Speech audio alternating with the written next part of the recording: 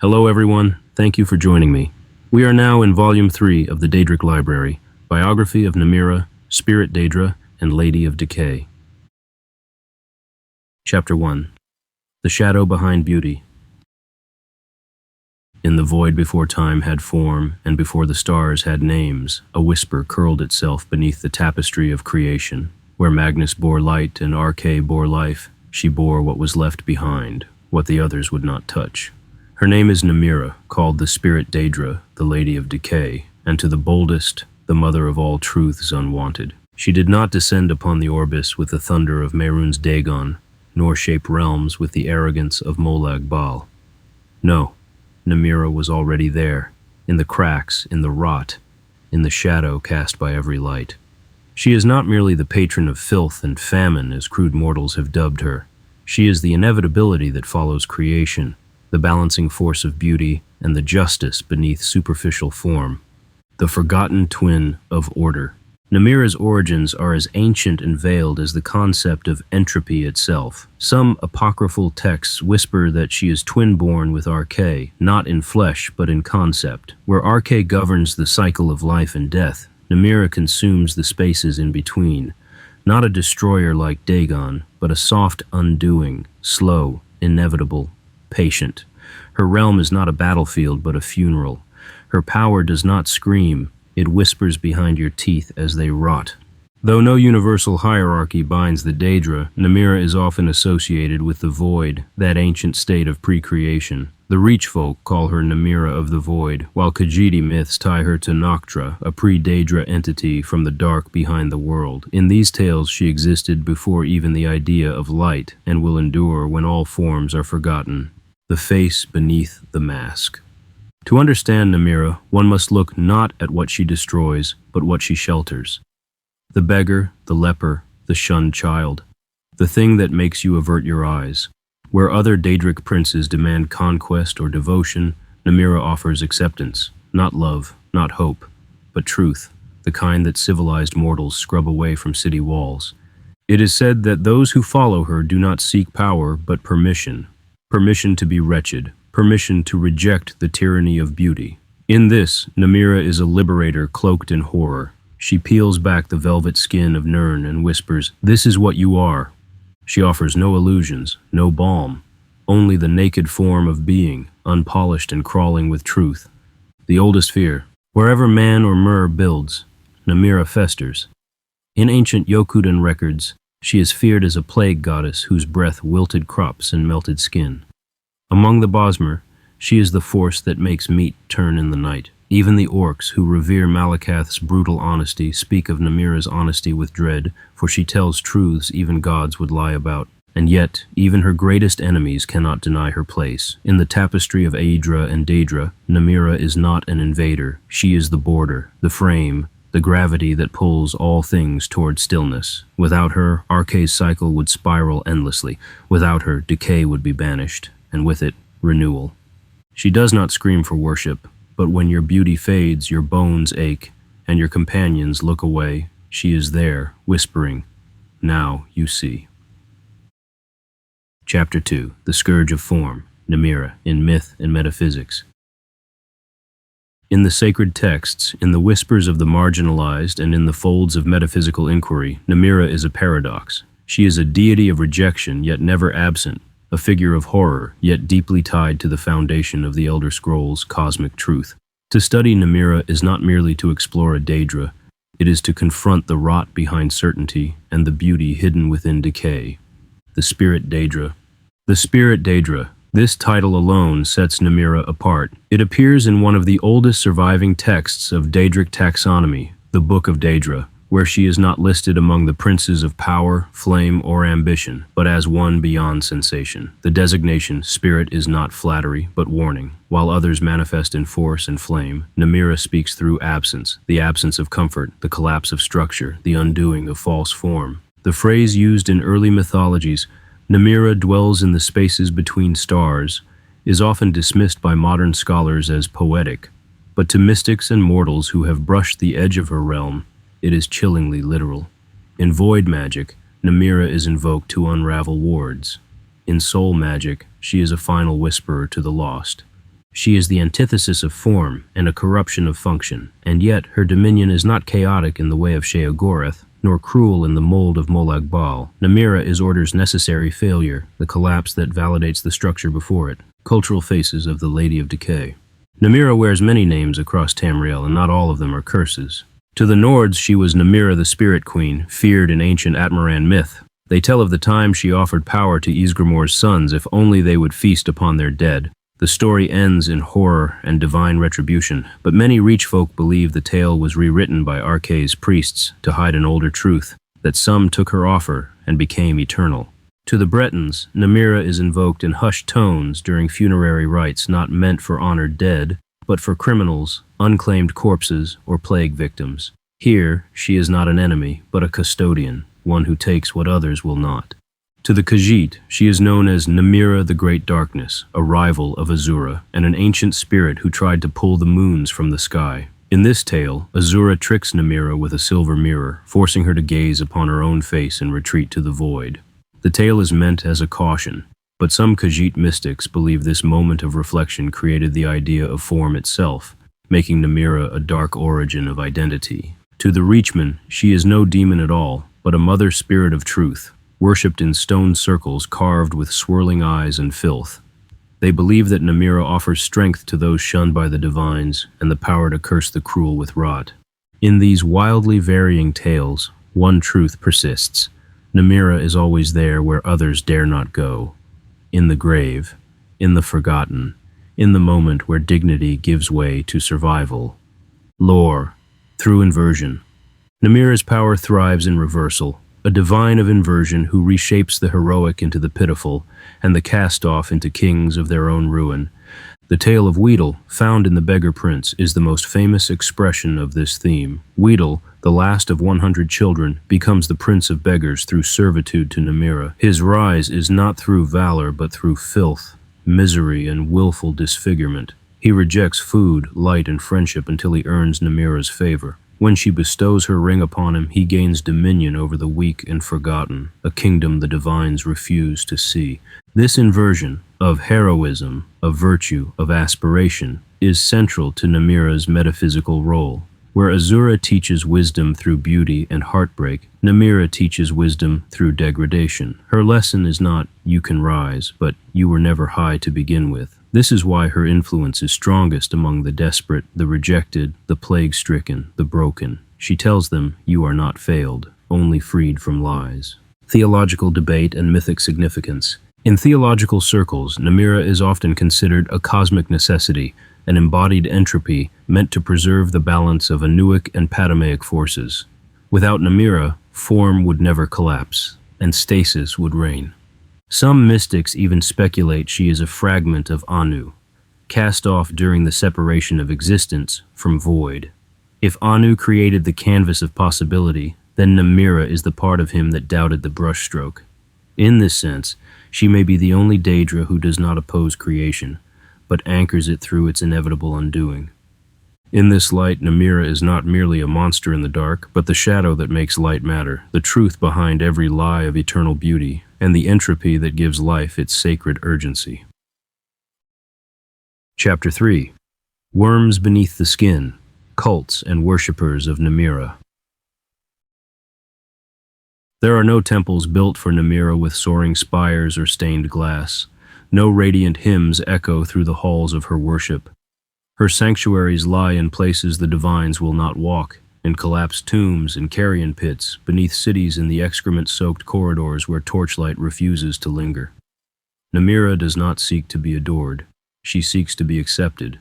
Those who kneel before her do so not for glory, but for permission, to be vile, to be hated, to exist beyond the structures of society and be loved for it only by the crawling dark. The tenets of the Filthborn.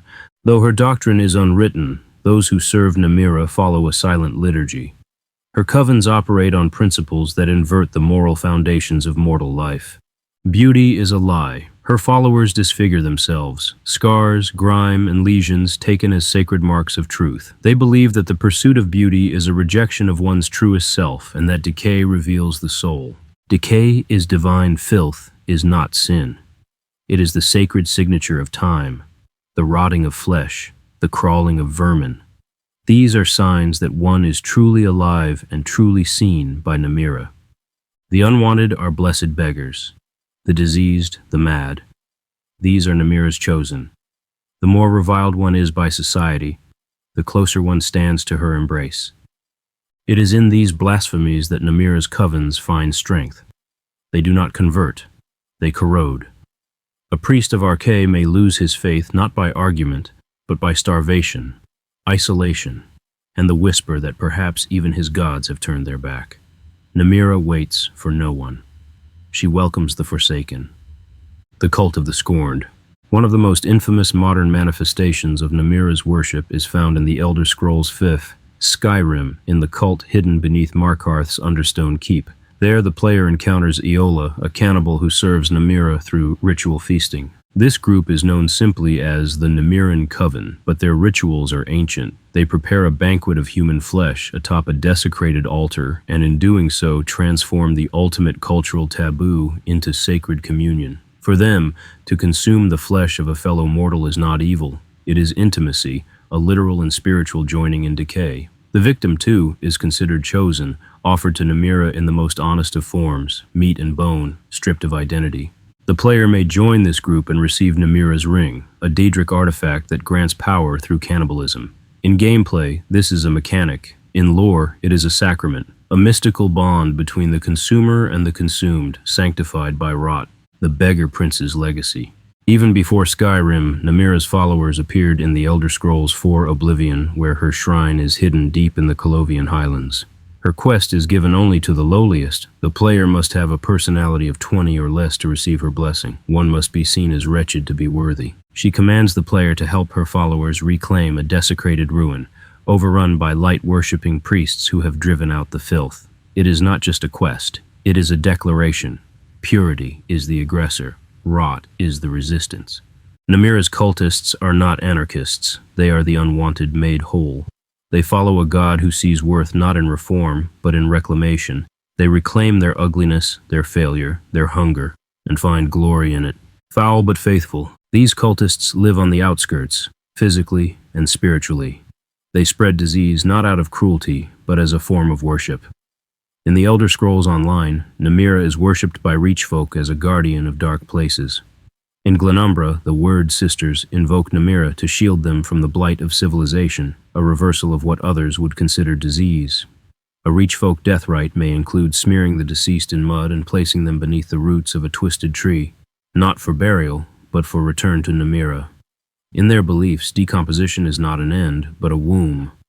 Her cults are not centralized. There is no high priest, no grand scripture. Namira speaks to each outcast in whispers and crawling vermin, in hunger pangs that grow louder in the dark.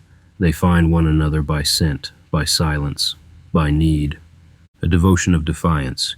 To the outside world, Namira's followers are monsters, but to themselves, they are liberated, free from the crushing weight of expectation, free from laws written by the beautiful, the wealthy, the clean. Their temples may be sewers, but in them they speak honestly. No masks, no perfume, no lies. In their worship, they do not seek salvation. They seek authenticity, even if it means being despised. And in that despising, they find their goddess, not above them, but with them, gnawing on a bone in the mud. Chapter 4. The Devourer of Innocence, Game Appearances and Quests. For most mortals, Namira is a horror from rumor, invoked only in the dark, but in the world of the Elder Scrolls, she is not just whispered about, she is encountered. Her voice has echoed in caves and crypts, her artifacts handled by trembling hands, her will imposed through hunger and desecration. Across 4 eras and multiple titles in the Elder Scrolls franchise, Namira emerges again and again, not as a dominant force, but as a quiet blight seeping in through the cracks of civilization.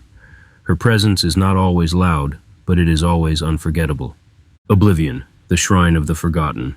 Namira's first major appearance in playable form comes in The Elder Scrolls IV, Oblivion.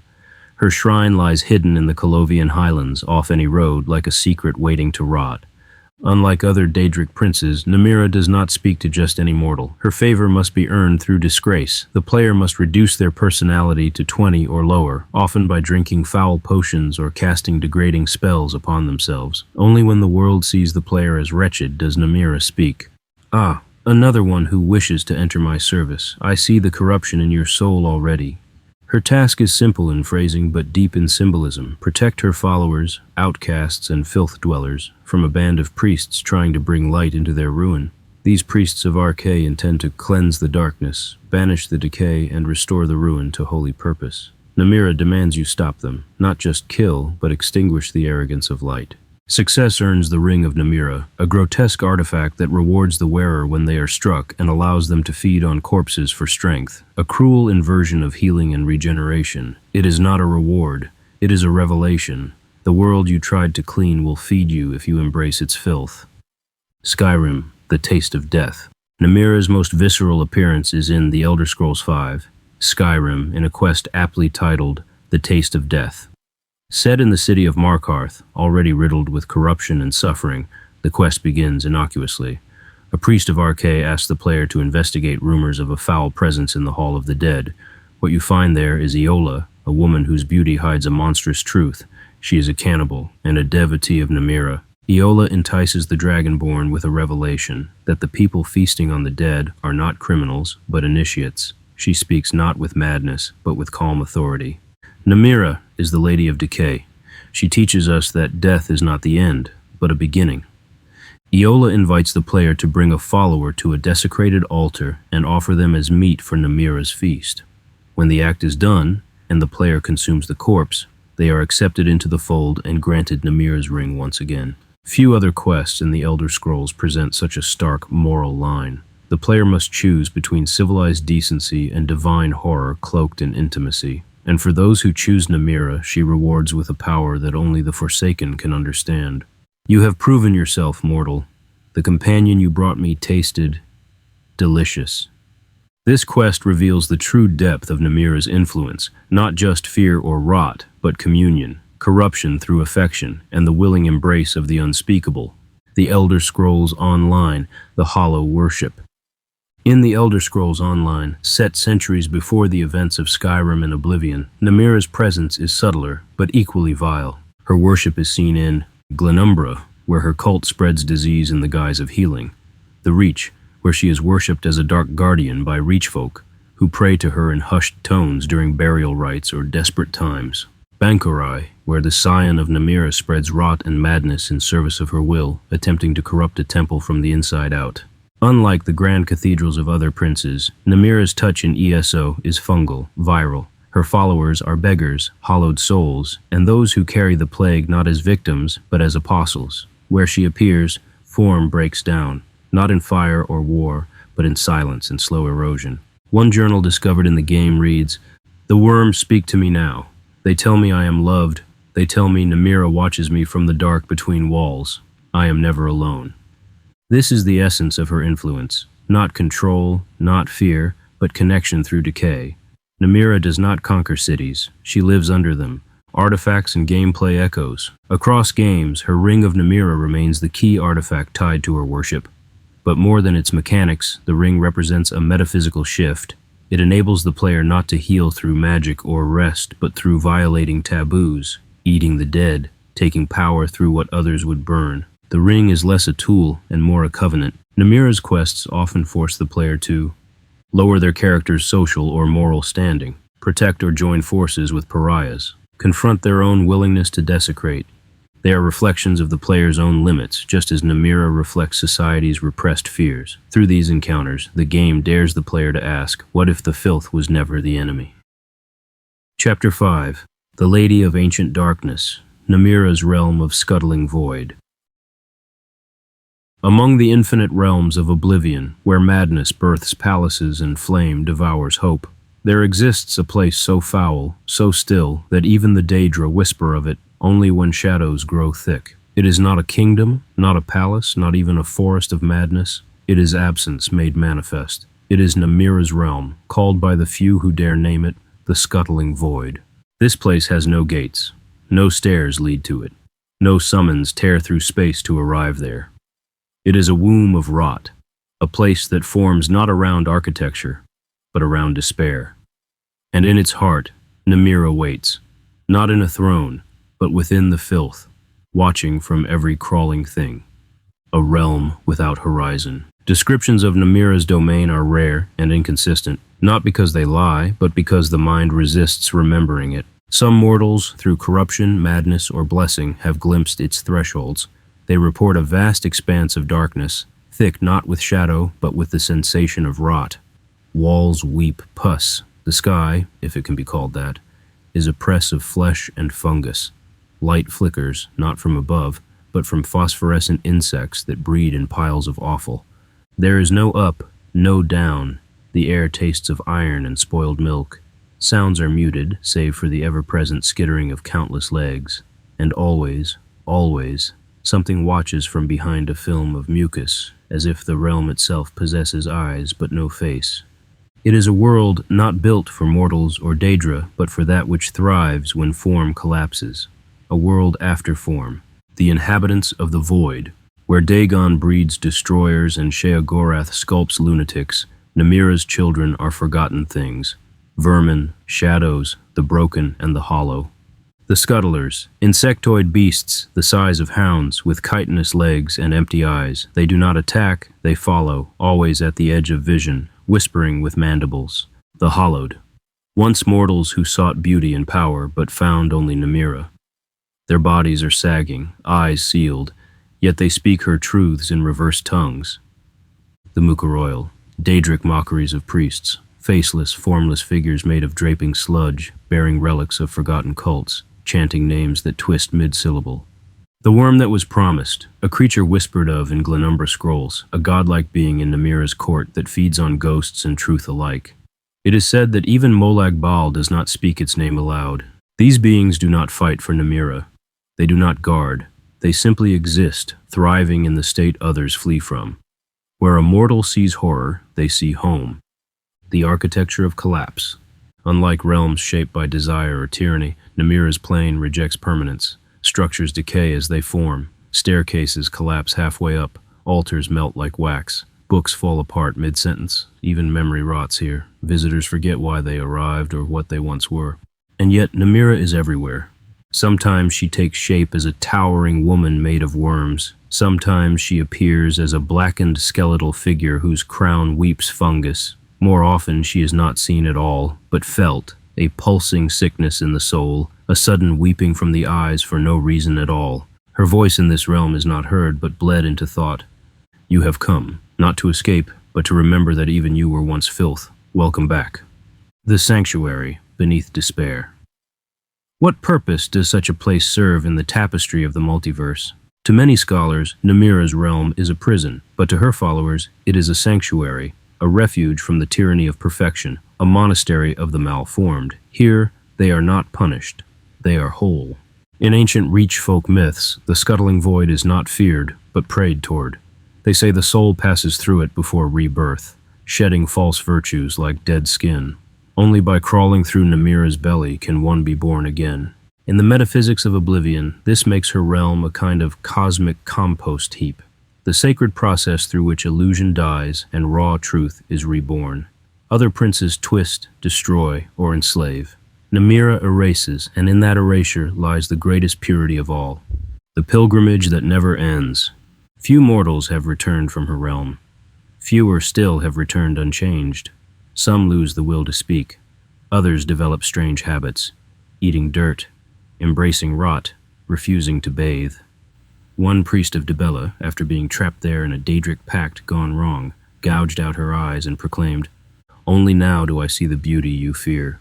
Namira's plane is not conquest. It is not dominion. It is the inevitable end state of all that denies decay, and once you step into it, the world never smells the same again. Let us press on, into the accursed hands of mortals who bore her touch and the relics that carried her will.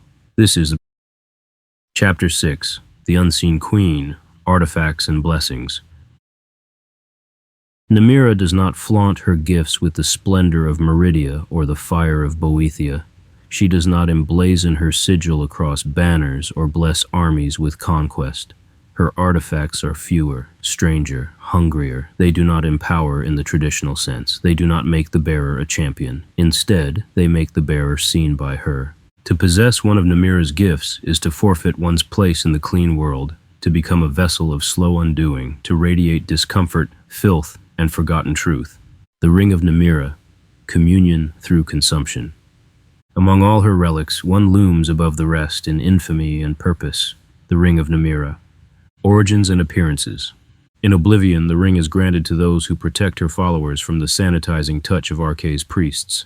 It grants resist magic and reflect damage, making the wearer a sponge of corruption and retribution. In Skyrim, it becomes something far more personal and revolting. The ring allows the wearer to feed on human corpses, restoring health and granting increased stamina and damage bonuses through cannibalism. Mechanically, it is a powerful ring, but narratively, it is a sacrament. Feeding is not just survival, it is devotion. Each corpse consumed is a prayer, each meal a verse in Namira's scripture. The hunger never goes away. That is the point. Once you've eaten, the body remembers. Symbolism. The Ring of Namira is not simply enchanted jewelry. It is a gate, one that swings open inside the bearer. It does not whisper in dreams or glow with Daedric light. Its power is in the shift of morality it demands. Do you want to survive? Then admit you would feed. In this way, it reveals. It erodes illusion. It brings truth through filth. Other relics and lesser-known objects. While Namira's artifact list is not vast, lore and legends across Tamriel speak of other objects touched by her will, some known, others buried. The Mask of Quiet Rot, unconfirmed. Mentioned in oral tradition among Reach folk, the Mask of Quiet Rot is said to be worn by the silent matron of Namira's Grove, a crone whose breath causes wood to mold and flesh to blister. The mask is not a weapon, but a shield of rejection. Anyone who gazes into its hollow sockets is said to see their most beautiful memory and watch it decay. No confirmed sightings exist in modern times, though certain textures in the Elder Scrolls Online suggest Namiran masks used by Glenumbra cultists. The Graven Idol. Referenced in banned necromantic scrolls from Sentinel, this idol is described as a lump of grave wax shaped like a coiled fetus with many mouths. It is used in rituals of decay to accelerate rot, both in flesh and in spirit. Supposedly, it cannot be thrown away. It always returns. Whether it is truly a Daedric artifact or merely a blasphemous relic imbued with Daedric influence is debated. But the association with Namira is consistent. All things that rot faster please her. Blessings of the Spirit Daedra. Namira does not grant blessings as other princes do. She does not empower, elevate, or grant domination. Instead, she offers three things. 1. The gift of obscurity. Those devoted to Namira often become unseen by the world, not invisible, but forgettable. People avert their gaze. Guards ignore them. They walk among the crowds like ghosts. In Skyrim, this is literal. Wearers of her ring seem to elicit no reaction, even after cannibalism. In her words, they look away because they fear their reflection in you. 2. The armor of disgust. Namira's children are often described as resistant to magic, disease, and poison. This is not through resilience, but through embrace. They do not repel filth. They are filth, and filth cannot be defiled. Hence her ring's passive bonuses and the immunity sometimes granted to her cultists in ESO against blight or mind control. 3. The hunger that sustains, the most terrifying gift, the one she gives only to her true children, the hunger. Namira blesses her chosen not with satisfaction, but with a hunger that makes satisfaction irrelevant, a need not to be full, but to consume without shame. Whether this is literal cannibalism, the devouring of memory, or the slow erasure of self, it is always the same. You are mine now, and I will feed through you. The price of her favor. Namira's gifts are not free. They are exchanges. To wear her ring is to lose place among the civilized. To eat in her name is to become part of her body. To accept her blessing is to accept truth without polish. There is no ritual to revoke these blessings. There is no cure. They cling, like mildew to wet cloth, like guilt to teeth. Some who have walked away from Namira's service have reported the scent of rot clinging to their homes, even after cleansing. One woman in Bruma, after renouncing her faith, died of starvation surrounded by feasts. Her journals read, "My mouth knows how to chew, my stomach knows how to hold, but only corpses smelled sweet." Chapter 7. Echoes in the Void, Historical Encounters.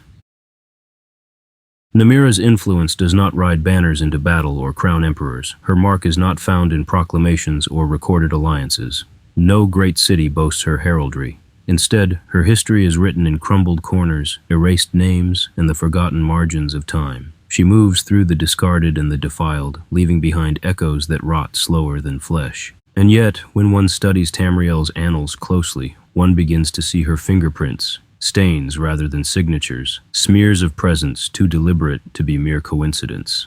The 100 Children and the Prince of Beggars. Perhaps the most well-known tale of Namira's mortal influence is the myth of Weedle, the 100th child of a forgotten lord. His story is told in The Beggar Prince, a text banned in many libraries and revered by cults. Weedle is the embodiment of Namira's chosen, a child so unwanted he was not even named. Abused, abandoned, and forgotten, he found solace in squalor. When no food came, he did not steal. He learned to live in hunger. When no comfort came, he did not weep. He welcomed the cold. And when Namira found him, he did not beg. He thanked her. Through him she crafted a paradox, a prince whose kingdom was filth, whose court were the diseased and broken. In her favor, he found not joy, but purpose. The truth of Weedle's existence is debated. Some call him allegory. Others claim he became a Daedric spirit in his own right, echoing her will through new beggar cults in Hammerfell and Black Marsh. One disturbing account from a necromancer in Gideon claims to have summoned a shade with the crown of rags who offered secrets in exchange for rats. The entity referred to Namira as grandmother. This may be the first and only confirmed post-mortem manifestation of Weedle. The Curse of Dunmouth Pass. In the early Second Era, records tell of a blight that swept through Dunmouth Pass between Skyrim and Morrowind. The locals called it the mouth of the hollow god.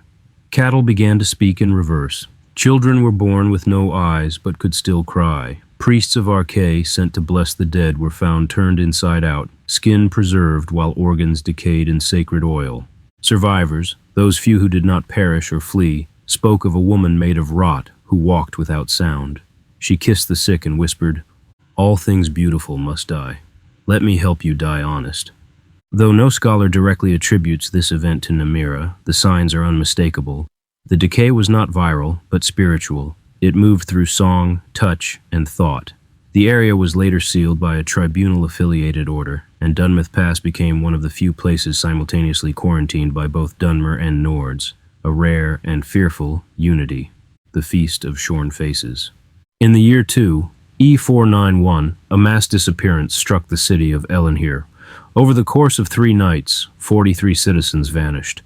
When investigators searched the old cisterns beneath the city, they found not corpses, but faces, perfectly flensed and preserved, hung like tapestries on the mold-slick walls. Written in scabbed blood on the stone was a phrase, "We fed, they smiled." Though no conclusive link to Namira was ever established, cultists, later arrested in Glenumbra, claimed this event was a holy feast, orchestrated by the Veiled Sisterhood of Scorn, a Namiran sect believed to have merged with a coven of cannibalistic witches native to the Dragontail Mountains. The incident is still referenced in Reach folk songs, often sung in reverse lyrics that cause sickness when played backward. Many occult scholars believe the Veiled Sisterhood is still active, their rituals now encoded in harmless-seeming nursery rhymes, the voice beneath Necrom. Even among the Dunmer, who are no strangers to strange gods, Namira's presence is feared. In Necrom, the great city of the dead on the eastern coast of Morrowind, mortuary priests speak of a voice that whispers beneath tombs, offering comfort to the most decayed corpses. Some believe this voice is a manifestation of Namira herself, others that it is one of her children, perhaps the same worm that was promised, a being rumored to feed on ghosts and excrete memory sludge used in certain heretical potions. What is more troubling, pilgrims report hearing the voice themselves, and not just necromancers, fighters, merchants, children. One recorded its whispers in charcoal on a tomb wall. "She sees you, not through your eyes, but through your rot." The tribunal does not acknowledge the reports, but they have quietly increased patrols beneath Necrom and whole corridors have been sealed, ostensibly due to collapse. Yet local tomb keepers whisper that those corridors do not cave in. They breathe. The unremembered Queen of Camlorn. One of the most obscure encounters, and perhaps the most terrifying, is the tale of the unremembered Queen. It is said that in the First Era, Camlorn was ruled for a brief span by a queen whose name is not recorded in any Breton lineage. She appeared one day at the city gates, dressed in ruined finery, speaking only in riddles. Within a fortnight, all noble houses pledged allegiance. All official records refer to her only as Her Grace of the Deepest Night. She abolished marriage, decreed silence in court, and fed her courtiers only fungus and wine fermented from grave flowers. At her final banquet she served herself. No portrait of her survives. No statue bears her face. Yet beggars in Camlorn claim that her throne still exists, buried beneath the stone, and that she whispers to the dying in alleys when no one else listens. This is what Namira offers. Not fame, not conquest, but endurance by forgetting. Her true servants are not remembered, but they are always there. Chapter 8. Namira and the Divines, Antithesis of Arche. In the endless dance of the Aedra and Daedra, few oppositions are as pure, as pointed, and as cosmologically loaded as the silent war between Namira and Arche. Not a war of blades or flames, but a conflict of principle and perception. One tends the cycle of life and death with sanctified order, the other unravels the sanctity itself, exposing the lie beneath every prayer and the filth behind every polished tomb. Namira does not seek to overthrow Arche, she seeks to unmask him. The laws of Arche, divine of burials, life, and the transition between states, is a cornerstone of most civilized pantheons. He protects life's dignity and death's sanctity. He is invoked at birth, at marriage, and most importantly, in death, to keep souls from wandering, to seal the grave, to prevent necromancy and spiritual contamination. The tenets of Arche demand the purification of the dead, the separation of soul and body, the finality of the grave. His clergy are often healers, morticians, and wardens of undead abatement. His blessing is the order of things. His curse is undeath. And to Namira, Arche is a liar, the lie of sanctioned death. Namira teaches that there is no purity in dying, no dignity in decay that can be scripted or contained. The soul does not pass on. The body does not rest. These are fantasies designed to soothe the living. In truth, death is grotesque, beautiful, and uncontrollable. Where Arche prescribes rules, Namira peels away the robe. Where Arche seals the crypt, Namira kisses the rot. Her followers defile graves not to offend, but to witness. They eat flesh not to desecrate, but to connect. They see in the corpse not an object to be burned or embalmed, but a truth finally revealed. Namira and Arche represent the two possible responses to mortality. Arche says, contain it, beautify it, guard it. Namira says, accept it, witness it, become it. Theological tension. Certain scriptures from the Alessian order claim that Namira was once a shade of Arche, a dark echo formed from his fear of what he could not control. Others, more ancient, say that Arche was a mortal priest who tried to seal Namira's truths with divine order and was rewarded by the 8 divines out of desperation. Neither view is canon, but both reflect a mythic tension present across cultures. In Nordic myth, Arche, or Arche, is a challenger god who binds spirits with golden thread. Namira is the spider crone who gnaws through those threads with teeth of rust. In Yokudan legend, Namira is known as the Undoing Word, who speaks once at every burial and invites the soul to refuse reincarnation. Arche is called the Golden Gatekeeper, who must bar her with silence. Among the Khajiit, Namira and Arche are both tied to the transition between Jakhajai phases. But where Arche leads to clean reincarnation, Namira offers escape from the moonlit cycle, a place where no form need be worn again.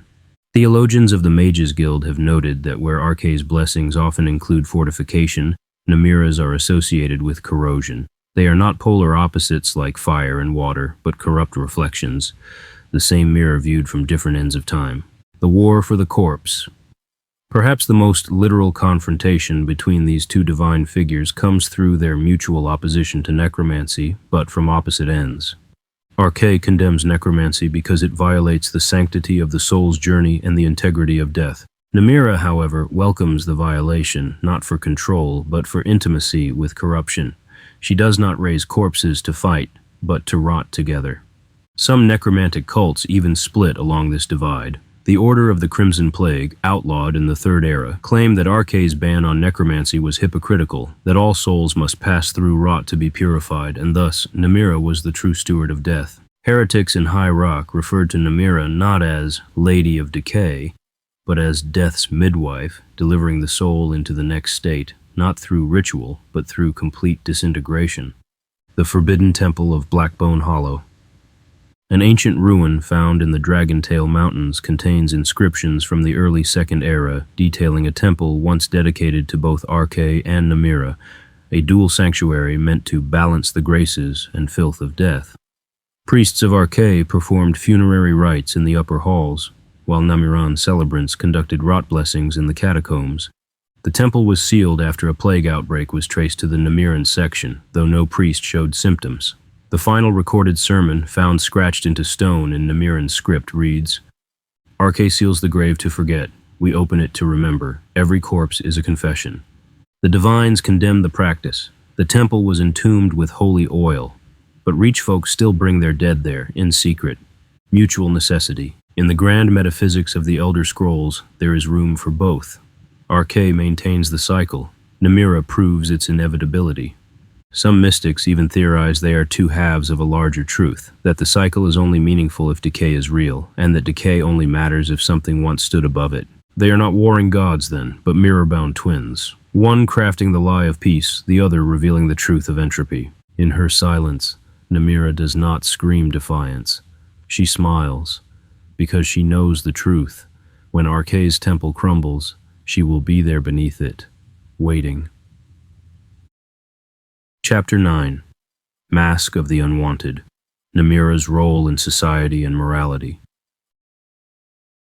Of all the Daedric princes, Namira occupies the lowest rung of public perception, not merely as an enemy of order or a bringer of chaos, but as something more viscerally repulsive. Where Molag Bal inspires terror and Sheogorath invites madness, Namira elicits disgust.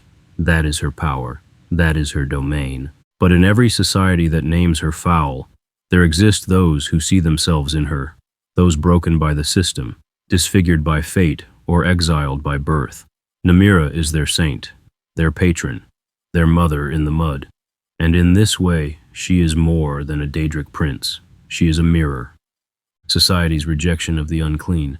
Civilization, by its nature, builds borders, clean and unclean, sacred and profane, beautiful and ugly, valuable and worthless. Namira exists precisely where those borders collapse. Her followers are not monsters by nature. They are made monstrous by how society treats them. The leper denied healing, the beggar ignored on every street, the orphans who smell wrong, the madwoman whose visions make others cross the road.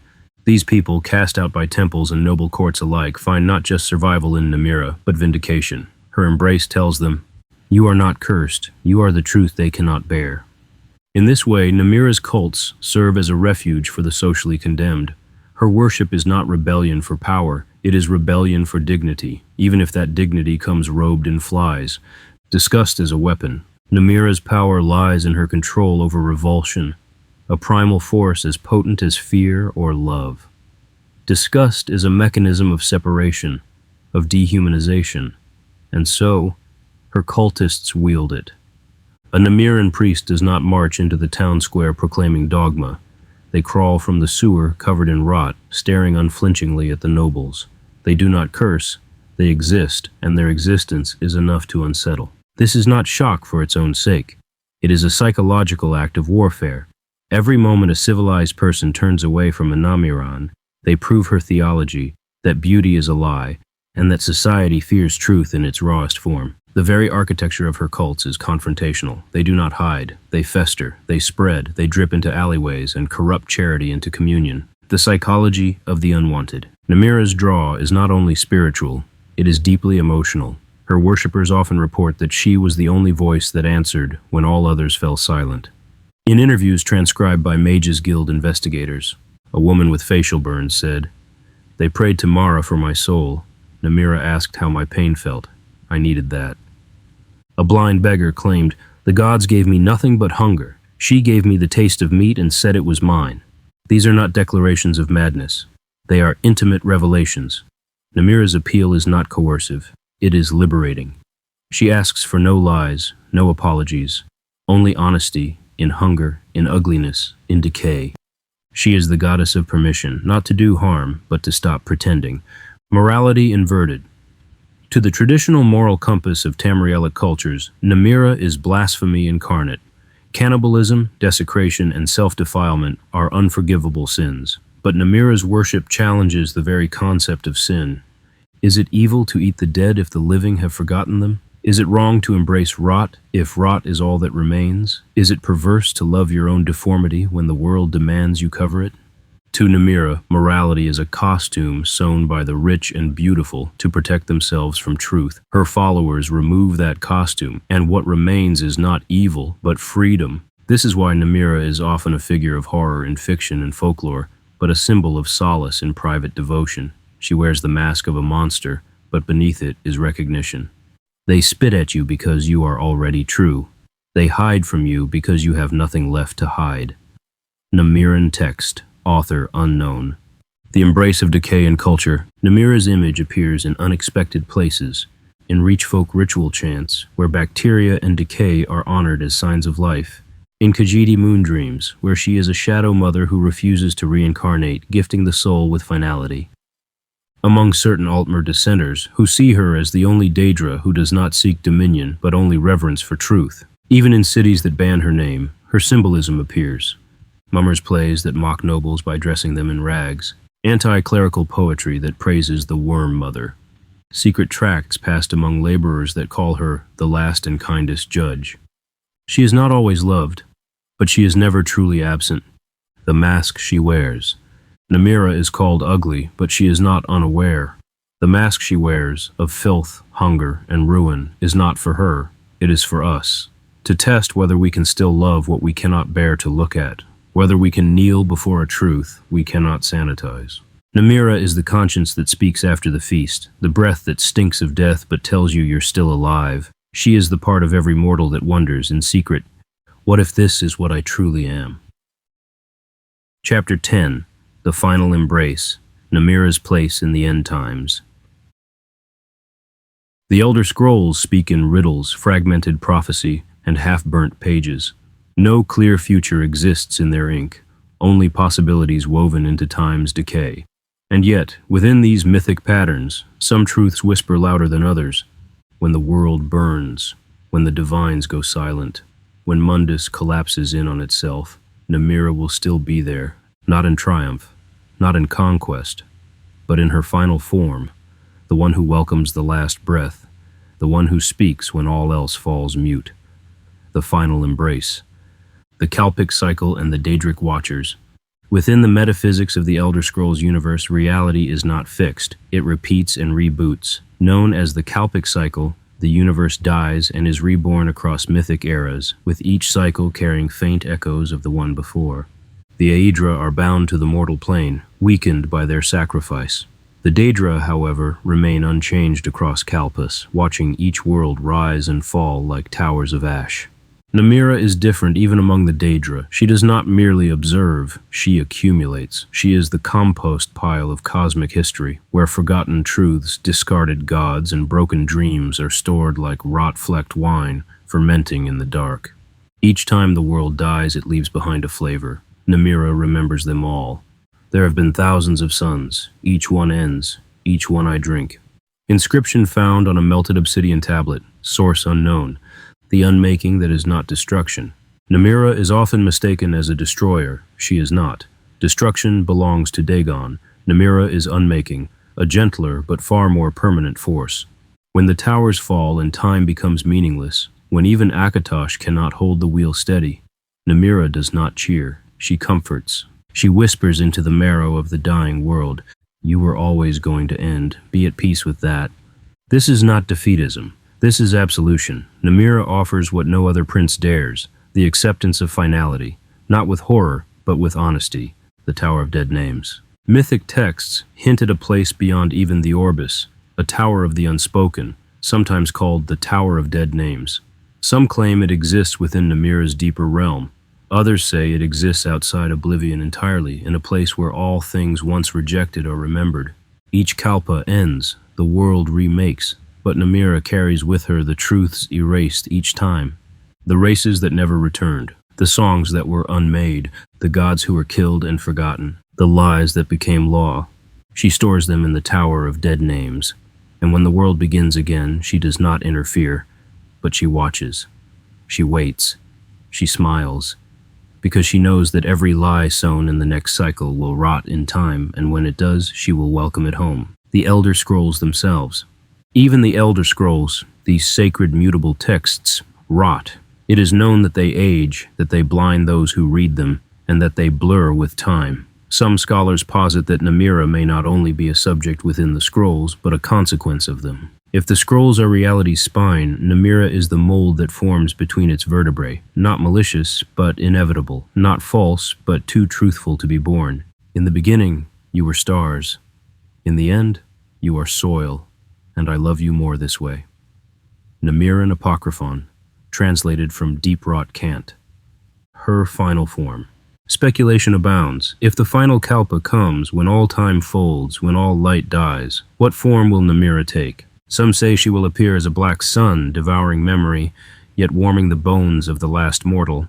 Others say she will not appear at all, but will already be inside everything, softening it, loosening the grip of fear, letting things fall apart without agony. The most blasphemous texts claim she is not waiting for the end. She is the end. That the final moment of every soul is not a scream, but a sigh. And in that sigh, Namira listens. Let us close the book. Namira is not a villain, nor a savior. She is the part of creation that dares to admit it will not last. The rot beneath the throne, the hunger beneath the feast, the silence that follows every final breath. To some, she is grotesque. To others, the only honest God left. But in the end, all things decay. And when they do, she is there. Not to punish, not to judge, only to embrace.